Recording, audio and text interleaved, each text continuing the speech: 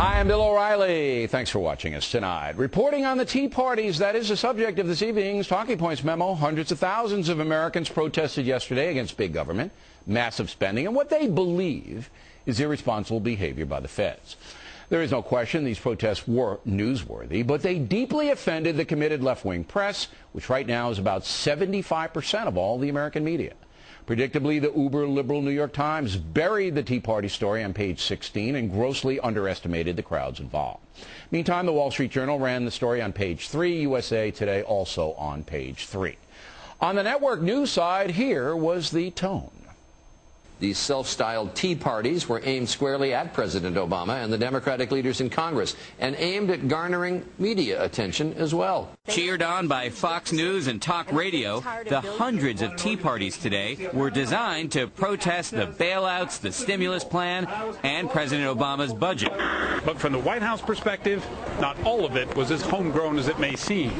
A lot of the sentiment is about organizing anti-Obama rallies. A fistful of rightward-leaning websites and commentators. Everything is big in Texas. Embraced the cause.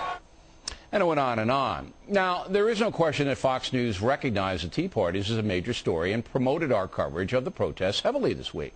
Also, Fox News analysts were at some of the events. That strategy was very smart. Millions of Americans feel they have no voice in the left-wing media. Again, that comprises about 75% of the press. So when the folks hit the streets in a big way, it should be covered, correct? That is why Fox News destroys NBC and CNN on cable every night. We cover the news. We don't ignore it, and we don't denigrate it. And there was plenty of that going on yesterday. And, of course, right-wingers are going nuts on tax day. They're holding these tea parties across the country. I think you get the general tenor of this.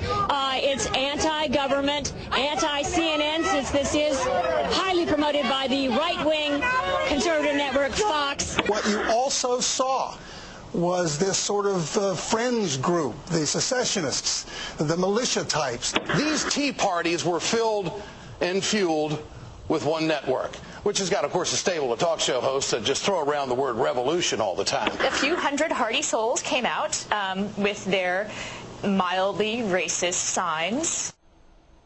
Unbelievable. Summing up, many in the American media not very interested in reporting the news. Their mission is to promote ideology, left-wing ideology, and this network has been accused of the opposite, but our coverage of the Tea Parties was vastly superior to anything else around. So you make the call, and to help you make the call, last night, The Factor beat CNN, MSNBC, Headline News, and CNBC combined at 8 p.m. with 50,000 viewers to spare. In the key demo, we beat the haters at NBC by almost 500,000 viewers. No parties over there. That is the memo. Now for the top story.